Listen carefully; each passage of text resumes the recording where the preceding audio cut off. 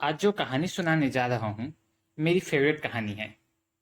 इस कहानी की एंडिंग में 6 तरह की मैसेज मिलेगी जो हमें हमारी मंजिल या लक्ष्य की ओर बढ़ने में मदद करेगी।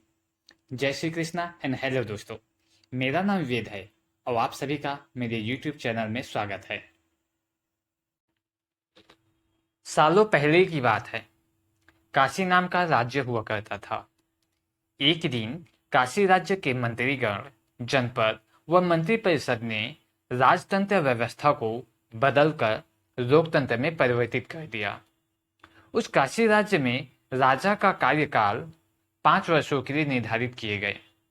साथ ही साथ कुछ शर्तें व नियम भी बनाए गए, जिसमें से एक नियम यह भी था कि काशी राज्य से कोई भी सामान्य से सामान्य व्यक्ति काशी का राजा बन सकता है। राजा बनने के पश्चात राजा अपना निर्णय या डिसीजन लेने के लिए पूर्णतः स्वतंत्र होगा। किसी भी व्यक्ति विशेष के माध्यम से राजा के डिसीजन पर किसी भी तरह का कोई सवाल या विरोध नहीं किया जाएगा। 5 वर्षों का शासनकाल समाप्त होने पर सेवा से निवृत्त राजा को एक घनी जंगल में छोड़ दिया जाएगा, जहां पर उनकी मृत्यु हो जाएगी या पशुओं का भोजन बन जाएगा।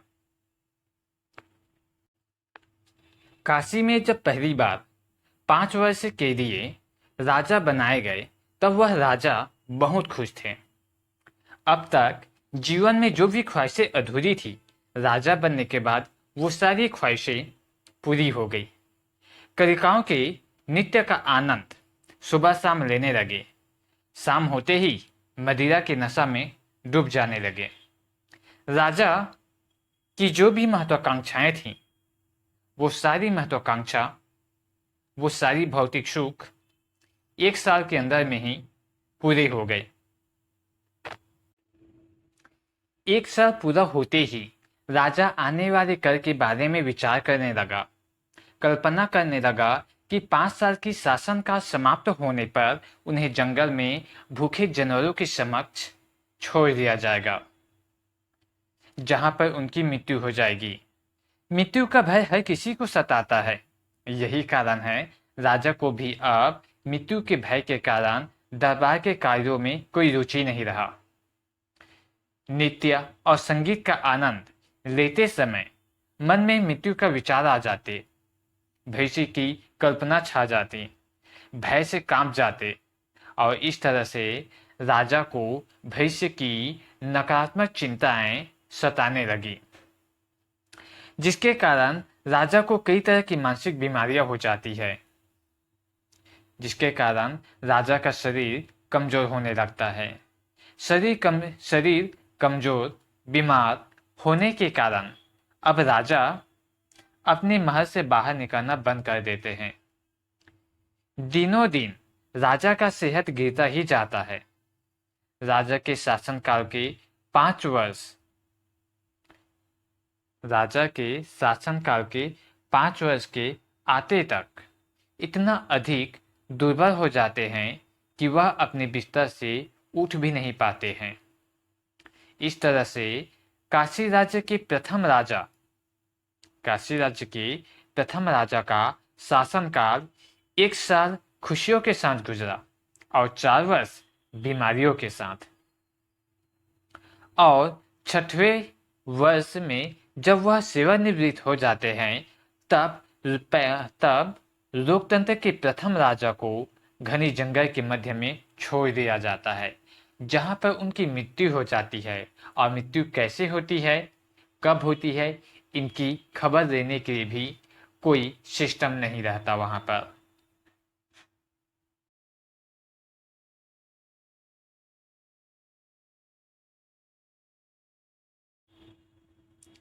प्रथम राजा की सेवानिवृत्त होते ही काशी राज्य में एक नए द्वितीय राजा नियुक्त कर दिए जाते हैं। इच्छाओं का भूखा, महत्वाकांक्षाओं में जीने वाला मानव आने वाली कल को भूलकर पूरा ध्यान वर्तमान में लगा देता है। जानवर और इंसान को आपस में लड़ाकर खेल का आनंद लेने लगता है। प्रजा की सेवा करने के बजाय टैक्स को बढ़ाकर प्रजा की कमाई को खाने लगता है। समय पर हिरन की शिकार करने के लिए जंगल भी जाते हैं। महलों में आने के बाद मदिरा पीकर नगर के धनी व्यापारियों के साथ जुआ भी खेला करते थे।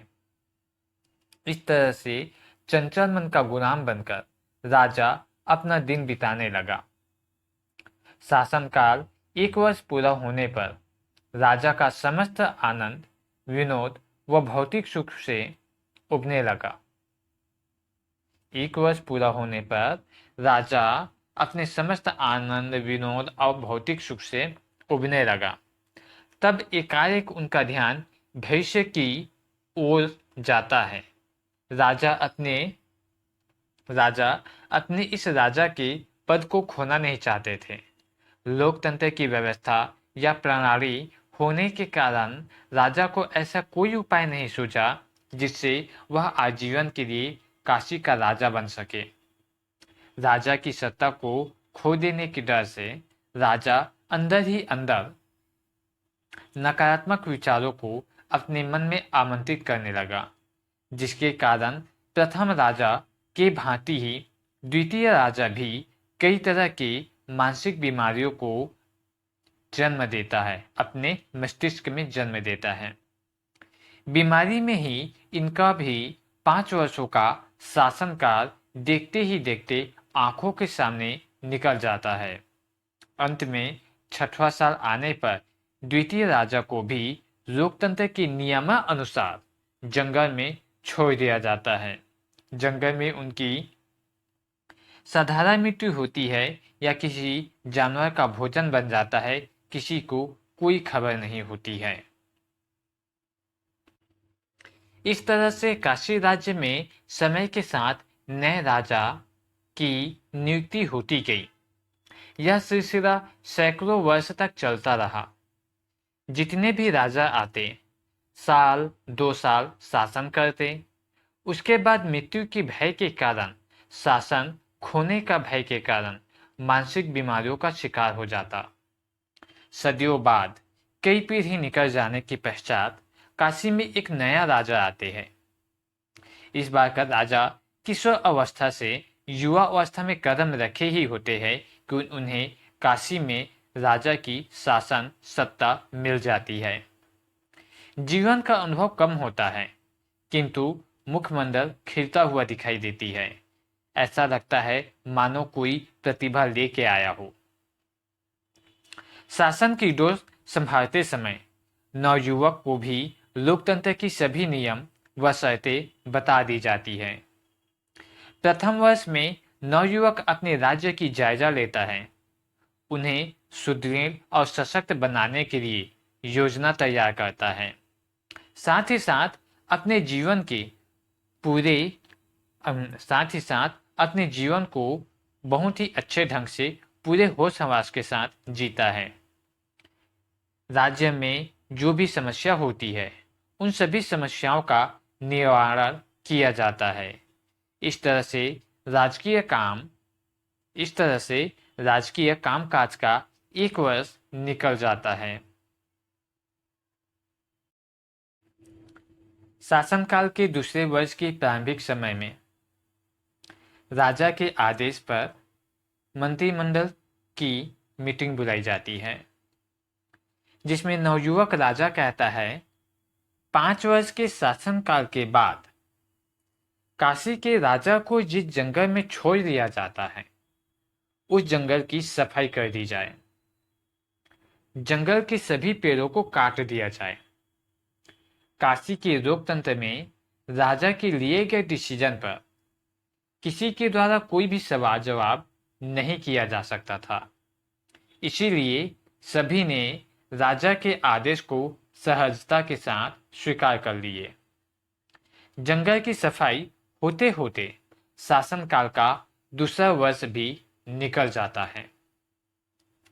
तीसरा वर्ष में राजा के आदेश अनुसार जंगल कटने के बाद जंगली भूमि में खेती करने और संसाधन की खोज होने लगती है, अर्थात जीवन जीने की सभी स्रोतों की खोज होने लगती है। सभी संसाधन की स्रोत की खोज हो जाने के बाद चौथा वर्ष आने पर नवयुवक राजा के द्वारा जंगली भूमि में मकान बनाने का आदेश दिया जाता है और पांचवा वर्ष आने पर काशी राज्य से पांचवा वर्ष आने पर काशी राज्य से मानव निर्मित संसाधन और लग्जरी जो होते हैं उन सभी को उस नए स्थान पर ट्रांसपोर्ट करने की आदेश दी जाती है। आज की भाषा में यदि कहा जाए तो टाटा कंपनी और जियो कंपनी आदि अन्य के द्वारा प्रोवाइड किए जाने वाले सभी टेक्नोलॉजी और सुविधाओं को ट्रांसपोर्ट करने के लिए भेजा जाता है। पांचवा वर्ष के अंतिम माह में काशी नगर में घोषणा कर दी जाती है कि काशी में रहने वाले निवासी काशी को छोड़कर जंगल भूमि में स्थानांतरित होना चाहते हैं, वहां के मकान में रहना चाहते हैं, तब वह उस भूमि में स्थानांतरित हो सकते हैं। राजा का परिवार भी समय के पूर्व काशी को छोड़कर जंगल भूमि में स्थानांतरित हो जाते हैं। 5 वर्षों का शासनकाल पूरा होते ही लोकतंत्र के नियम के अनुसार इस राजा को भी शासन सत्ता से सेवानिवृत्त होकर जंगल में जाना होता है, किंतु राजा अपनी बुद्धि और विवेक का उपयोग करके घना जंगल को नगर में परिवर्तित कर चुका रहता है, जिसके कारण राजा की मृत्यु नहीं हो पाती है और जंगल भूमि में बना नया नगर का मुखिया बन जाते हैं। तो इस कहानी से हमें मैसेज क्या क्या मिलती है? तो इस कहानी से हमें 6 तरह की मैसेज मिलती है। पहला मैसेज है समय और मौका हर किसी को मिलती है, जरूरत अगर है तो सिर्फ आंखें खुली रखने की। दूसरा मैसेज भविष्य की चिंता करने के बजाय भविष्य की निर्माण करें। तीसरा सक्सेस होने के लिए लोगों की भीड़ से थोड़ा सा अलग करें, क्रिएटिव बने। चौथा समाज और देश की व्यवस्था जैसे भी हो स्वयं के जीवन को बदला जा सकता है। पांचवा योजना सुनियोजित हो और सही ढंग से हो तब सफलता जरूर मिलती है। और अंतिम और छठवा मैसेज है भय और नकारात्मक विचारों के कारण मनुष्य सदैव अपने पतन की ओर ही बढ़ता है। दोस्तों, आज की कहानी आपको कैसी लगी? कमेंट करके सेक्शन में जरूर बताइए। इस तरह की कहानी हमारे YouTube चैनल में उपलब्ध है, आप उन्हें प्लेलिस्ट में जाकर सुन सकते हैं। और अब मुझे विदा दीजिए, धन्यवाद। अब मिलते हैं अगले एपिसोड में, तब तक के लिए नमस्कार।